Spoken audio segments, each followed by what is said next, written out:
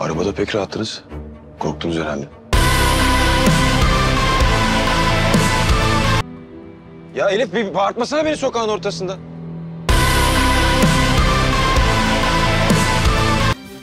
Neyle itham ediyorsun kardeşim? Ne demeye çalışıyorsun annenin babanın önünde kardeşine sen? Sen nasıl bir insansın ya? Böyle abilik olur mu? Lan Elif benim nişanlım lan. Seni öldürürüm, yemin ediyorum seni öldürürüm. Elif'in yanında bir daha görmeyeceğim seni. Bacaklarına kırarım lan, senin duydun mu beni? Beni duydun mu lan?